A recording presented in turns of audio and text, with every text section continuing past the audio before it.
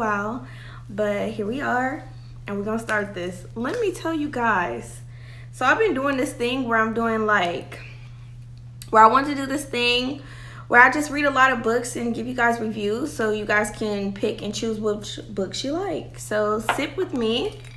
And so I went to the library, got some books, looked on YouTube to see what was some books that people recommended, and they said this one. This is the book.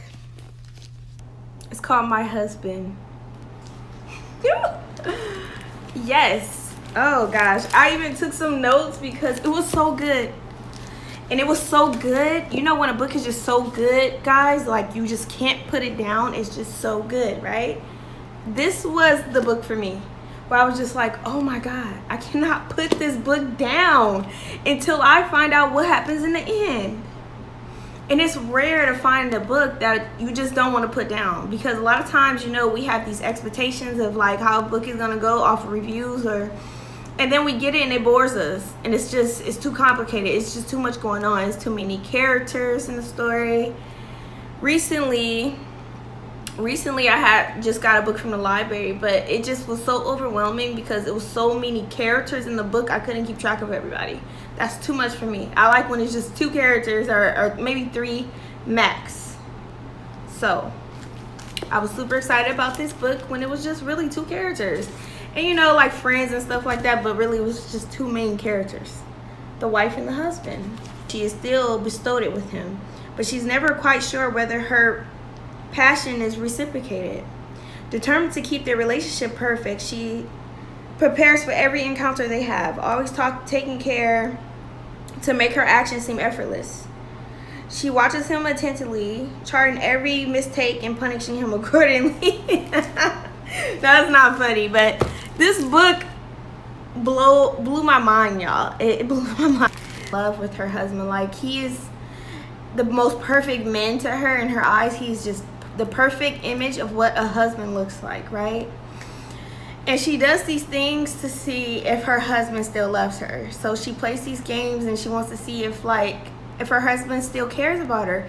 They've been together for 15 years. They have 2 children together, and as time go on and years go on, that fire kind of burns out. She wants to make sure that fire doesn't burn out, because she is so in love with her husband. Even after 50 years, he's her everything, she still feels the same way she felt about him the first day she met him. So she keeps this little journal. This is a spoiler alert. So if you haven't read the book, don't watch the rest of the video. Okay, I hope you left, because I don't want to spoil it. So she keeps this journal where she talks about her husband, and she talks about how she thinks she's hearing things that he says he loves her, and she asks for confirmation. One chapter in this book, she was asleep. She was feeling the love, and sometimes when she go to sleep, she scratches and stuff, she's so uncomfortable. And she wasn't her husband wasn't reciprocating the energy and the love that she wanted. And so one night they both fell asleep in the bed, and he had this thing that he told his wife that he could only sleep with the blinds closed.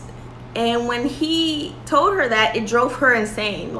She hated sleeping in the dark. She loved having the blinds open, and for 15 years she compromised that and just kept the blinds closed. And then one day, somehow, she forgot to close the blinds and he was still sleeping. So then she felt he was lying to her about not being able to sleep in the dark. So this book is a little unhinged, she's a little unhinged, but also it's she's very relatable, because I know anyone who has been married or been in a long-term relationship, you want that reassurance. You want to know that person still loves you. He didn't give her that reassurance, and he says, I love you. She's thinking to herself, she's having a good day, and she's like, oh my God, he said, he loved me, he still cares. So she went, the way she did things was by the days, by the days of the week: Monday, Tuesday, Wednesday, Thursday, and Friday. And she had this journal with different colors of how she wanted to do things. I don't know, that's kind of how I can put it. And it was like a Tuesday when he said it. So she's like, oh, this is a good day. Tuesday's a good day. My husband told me he loved me. He cares about me, right? She's at school. She's at work, excuse me, because she's a teacher. She's a translator. So she translates people's work and books and stuff and poetry. And she translates it and makes it, you know, pop and makes it pop for that person.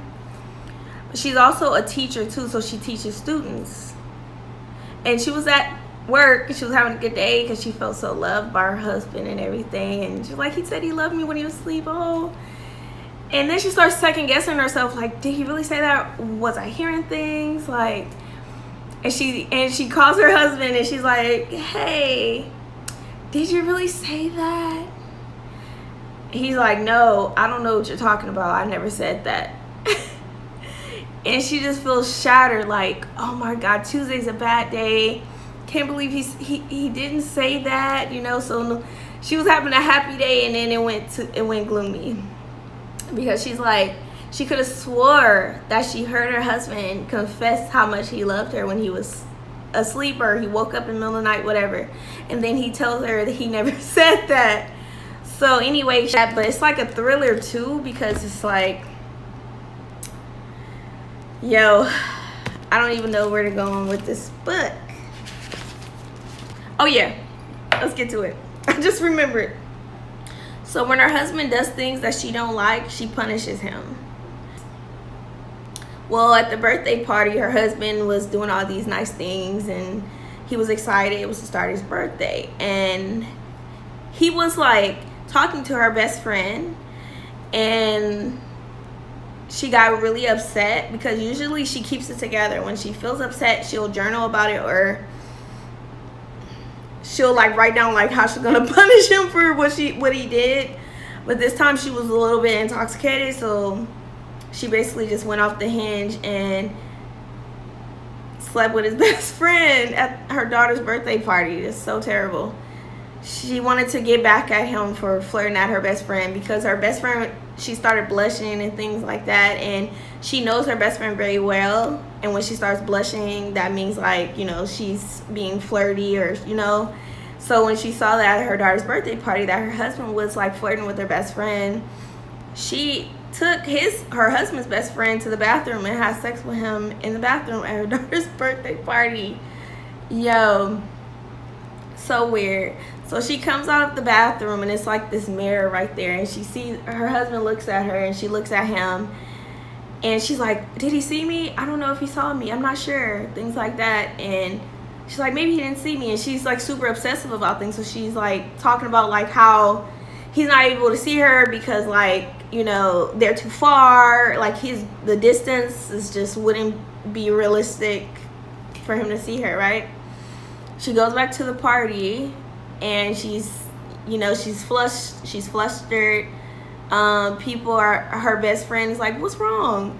You look a little flustered, you look a little tired, you look a little stressed. She's like, no, I'm okay. But she's super nervous because she thinks her husband knows that she slept with his best friend in the bathroom. So long story short, I'm just giving you guys some of the book, but you guys have to read it for yourself. It's really good.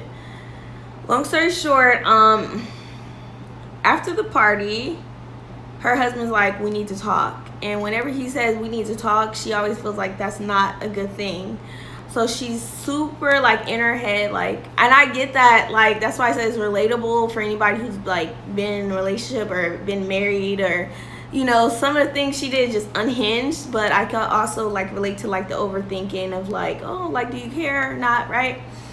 So her husband is like, we need to talk. And whenever he says that they need to talk, it's usually serious. So she's like, oh my God, he knows that I slept with his best friend. He knows about my journals, about punishing, like, he knows about all these things. He's gonna divorce me. I'm gonna be a single mom to 2 kids. And, you know, she was just going crazy. And then she was trying to avoid the conversation, so she went to go take a ride, like, to the store. And in the book, it talks about how she was just super overwhelmed about like what he said.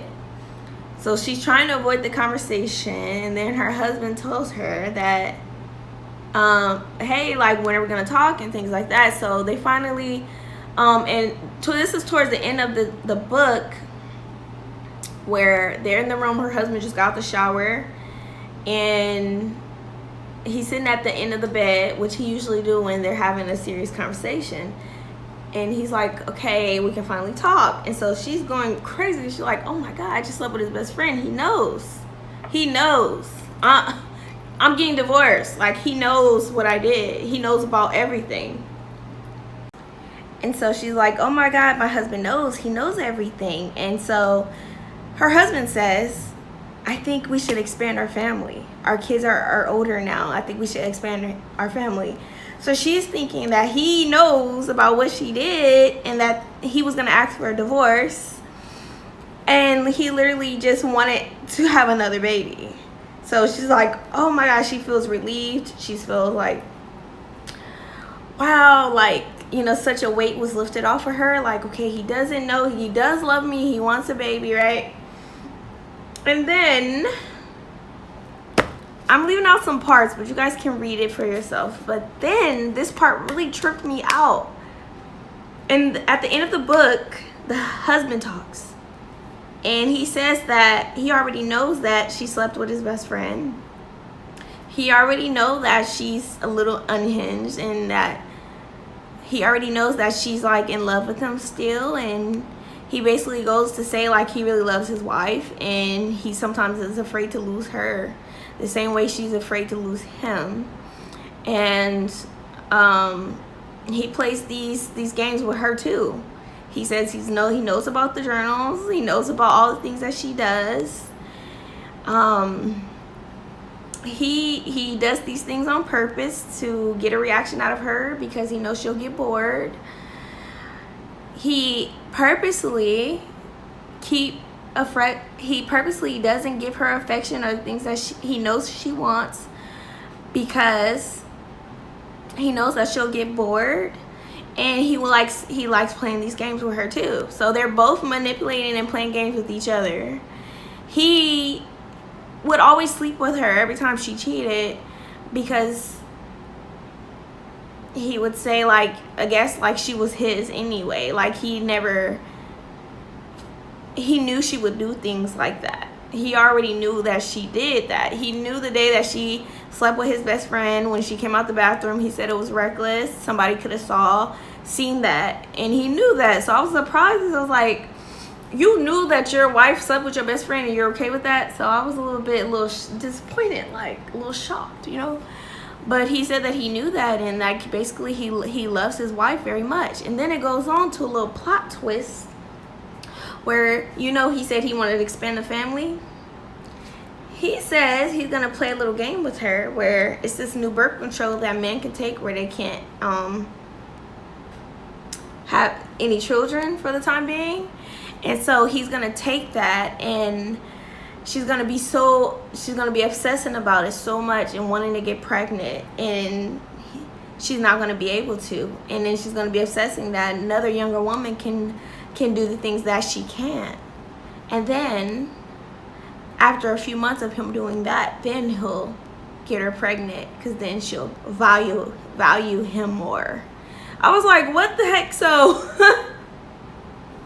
they both were playing this game together. They both were manipulating each other, and I didn't realize that until the end of the book that he was driving her crazy on purpose. He was doing these things on purpose to her. She wasn't crazy. Like the things she was thinking, like how he wouldn't give her affection or reciprocation. Her husband was doing that on purpose to get a reaction out of her. Like this is something he's did for 15 years. He claims he loves her and things like that, and he loves the woman that she is, and he's afraid of losing her too. But I just thought that was a plot twist at the end of the book where he's like, yeah, I already know what she's doing. But she never knew that he knew. So it was like, that was definitely a plot twist. So he says, this week I was really on my game. Everything is in there. Even that I would withdraw my hand from hers on the sofa and then rebuffed her 3 attempts to get it back. My little wife writes it all down, my darling. She gets herself so worked up. My favorite part was waking up in the middle of the night to tell her that I loved her. She was beaming with joy the next day, till she called me in a panic a few hours later to demand confirmation. Of course, like every time I denied it coolly. Heck. She goes nuts when I do that. It's incredible to think about, really. You should believe your own ears. I repeated 3 times. Have more confidence in yourself. Have some self-assurance. How can she doubt herself so much? Will she finally rebel one day? I have to admit that I pushed her to the limit the last few days. Gawking at the pretty waitress in the Italian restaurant on Wednesday afternoon, going to sleep without saying goodnight right in the middle of a conversation, terrifying her by whispering that we have to talk. And I was not very kind when we were at Louise and Nicholas. But to be honest, I didn't think she would get so upset. Oh yeah, she got upset when her husband, she was at her friend's house. Nicholas and Louise, her husband's friends, and they're playing like this fruit game. And her husband kind of like compared her to like an orange or a clementine, if I'm saying that right, like an orange. And she got so upset about it. She was like, because he described her best friend as like a pineapple, like some exotic, juicy, right? And she was like, why would he say I'm orange? So she was so upset about that. I really thought the fruit suited her. It's delicious, sour, and you can devour 1,000 in one sitting. This week was particularly intense, but going off with Pierre during our daughter's birthday party. Seriously?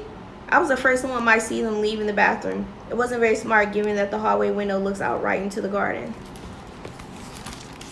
So you see, her husband plays these games. Okay, so this is a good book. I'm not going to give it all away, but read it for yourself. My husband. Now we're going on to another book. Sorry, Mom, if you're watching this. You know, I didn't mean it like that. So this book is juicy, okay? If you like erotic romance, this is the one. I haven't read this book in a little while, but this was my favorite, and I remember finishing it at work. I finish all my books at work, right? So it's this man. His name is Cruz Fontaine. He's tall, dark, and dreamy-eyed. He is 6'4", self-made millionaire. Is every woman's dream with a reputation of giving toe-curling orgasms. The sex addict has a personal harem of vixens at his fingertips to satisfy his sexual appetite. But after all the sweet nothings have been whispered and the shuddered climaxes are over, the playboy finds himself yearning for something more. But what happens when fate and wanton lust lands him in bed with someone emotionally detached as he? So this is a good book because it's like, you know, about a playboy, you know, like he's every woman's dream. He's handsome, he's athletic, he looks very good, right? He breaks a lot of hearts. He does a lot of things that's wrong and he knows it. And he meets his match. He meets his match. He meets this woman who is exactly like him. They are exactly alike. She's emotionally detached. He's emotionally detached. And when they meet each other, it drives him insane and wild. And he wants to figure it out. And he wants to know about this woman, this beautiful woman. She's more like a man. Like, she's more like she's okay with having one night stand. She's okay with just having sex with no strings attached. Because in the book, it talks about how she's a sex addict and kind of so is he. And she pretty much walks away without any emotions about it. Like, she just doesn't care. And it drives him insane. And he's like, who is this woman? Because I'm not used to a woman just walking away and not, you know, not caring. But so it just talks about their romance and how it slowly builds up and how they have this intense passion for each other sexually. And he is stuck in his ways and she's stuck in her ways. And her family, you know, tells her that, you know, she needs to settle down. She's always trying to date like married men and things like that. And it bothers her when her mother tells her that. But she's still stuck in her ways because of like her mother marriage. She really never wanted to be married because of like she never saw like a healthy marriage. So And the story is like about like getting something that's your own, not something that it belongs to somebody else or somebody else have, but like something that you can call your own, that's yours. And in the book is, I'm not sure, but talks about how he just stuck in his ways. Like he doesn't believe in like giving a woman everything she wants in bed, and he does things his own way. He plays by his own rules. He meets her and she's not okay with that. She doesn't want him to play by his own rules. She likes certain things in the bedroom. She likes to be pleasured a certain way, and she tells him, she kind of opens him up. She opens his heart up. He's used to one night stands and flings, and he's not completely sure why he is falling in love. He's not completely sure why he can't stop thinking about her. He's not sure why other women who come over his house, he don't want them to spend the night, but he wants her to stay. He wants her to stay. He wants to know who she is. He is falling in love with her, right? And she's falling in love with him, whether she is aware of it or not, but they both are falling in love. And so in the book, she kind of, you know, opened him up a little bit to like want to explore those things, and he said that was like the first time he ever did it. He didn't know why he wanted to do that. Like he couldn't understand, because he had lived a certain way all his life, and now he's bending, he's more flexible. He's trying to understand himself. Why am I feeling like this? Why am I more flexible? Right? Who is this? Why do I feel like this about this girl?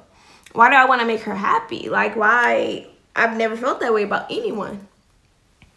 So it talks about like just the ups and downs of their relationship, and how he's like a bad boy. He's in trouble, and she doesn't like that. You know, he kind of gets her in a bad situation where they kind of break up because she don't want to be broken, because she's like missing him. She's missing, you know, the connection like that they have, and he's missing her too. And I don't know. I don't want to tell you guys the end, but maybe I should. So in the end of the book, he ends up asking her to marry him. Something he's never did, because he wasn't used to, like, he wasn't a commitment kind of guy. And she wasn't a commitment kind of girl. And so they both got something that was just theirs. Nobody else's. Just theirs. Him and her. They both got something that just belonged to them. You know, he wasn't with anybody. She wasn't with anybody. She got the ring that she never even thought she wanted. He got a wife who he never thought he needed, right? So it's a cute love story, erotica. This was like, and it's an urban fiction. It was a collaboration with two writers. Let me see. Allison Hobbs in Cairo. They write a lot of like erotica fiction. Oh Lord, all kind of stuff. Anyway, if you're a romantic person and you like a little erotica and romance, this is the book for you. If you like a little unhinged and a little bit of crazy psycho, yeah.